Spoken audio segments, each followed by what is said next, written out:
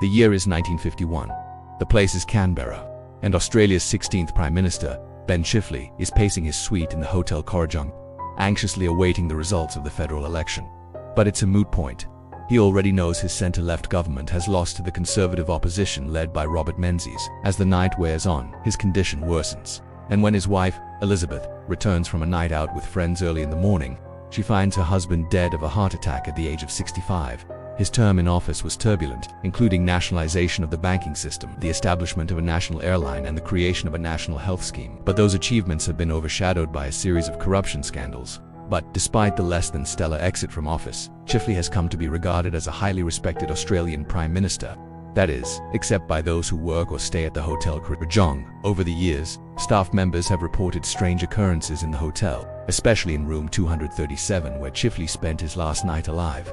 Staff report hearing the sound of footsteps and doors opening and closing. There are unexplained drafts, flickering lights, and the distinct smell of pipe tobacco. Some say they've even seen the apparition of Chifley himself, pacing the hallway or standing silently in the corner of the room. In fact, paranormal investigators have picked up spirits in this very room, and some believe that one particular guest became so overwhelmed with the intensity of the spirit activity that he checked out in the middle of the night. The events of that night are now part of local legend. But what really happened? Was Ben Chifley destined to meet his demise in room 237? Or was there something more sinister at play? Let's take a look back at how Ben Chifley came to be Prime Minister, his untimely death and the enduring legacy of the man they call the Ghost of Parliament House.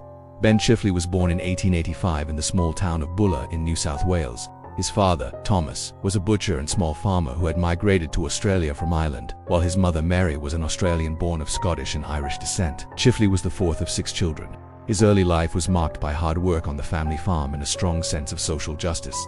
He attended night school to get an education and eventually became a boilermaker, joining the Australian Workers' Union, which would become a lifelong commitment. In 1910, he married Elizabeth Mary, a young woman from a neighboring farm. Together they had 2 sons and a daughter. Throughout World War I, Chifley worked as an engine driver and later as an army transport officer.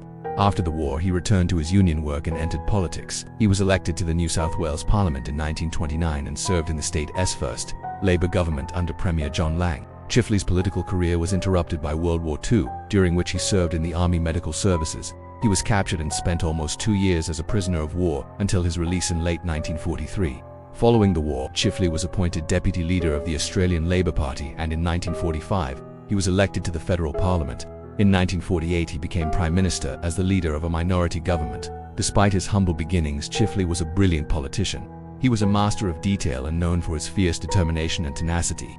During his 3 years in office, he implemented several significant reforms. For example, he introduced the Medicare Health Insurance Scheme and the Australian Bank Act, which established a publicly owned Commonwealth banknote printing department. These measures were designed to protect the economy from financial shocks and ensure greater social equality for all Australians. Additionally, Chifley also increased wages, extended voting rights to women, and implemented policies to promote peace and cooperation between nations. However, despite these accomplishments, Chifley's tenure as Prime Minister was not without its challenges. The Australian economy was still recovering from the impact of the Great Depression and World War II, and Chifley faced criticism from both the left and the right for his handling of the economy.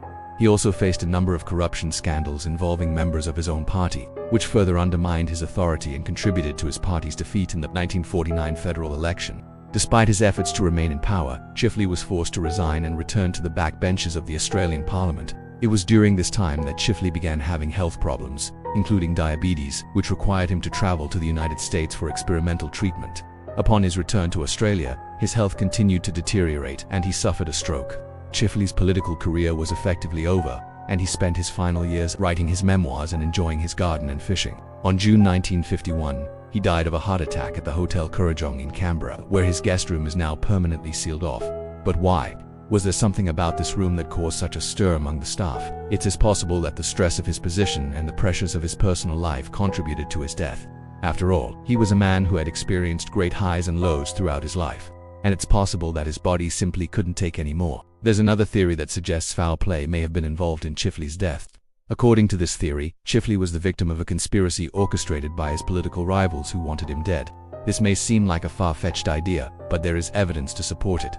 For example, Chifley had been the target of several assassination attempts throughout his career, and his death came just weeks after he had uncovered a plot to overthrow his government. Additionally, there were rumors that Chifley had been poisoned, although no concrete evidence could ever be found to support this claim. One thing is certain: Ben Chifley's death was a shock to the Australian public. He was a popular leader, and his untimely demise sent shockwaves throughout the country. In the days following his death, thousands of people lined the streets of Canberra to pay their respects as his body was carried to the nearby Parliament House. A state funeral was held, and he was buried in the nearby Canberra Cemetery. Since his death, Ben Chifley's legacy has been a source of much debate and discussion. His supporters view him as a champion of the working class and a visionary leader who helped shape modern Australia. His detractors argue that he was a divisive figure who was responsible for some of the country's economic problems. Nevertheless, there is no denying that Chifley was an important figure in Australian history, and his death was a significant event. If you've stayed at the Hotel Kurrajong, I'd love to hear about your experiences in the comments below. And if you enjoyed this video, be sure to check out our other content, where we bring you the most amazing stories from around the world. Until next time, happy haunting.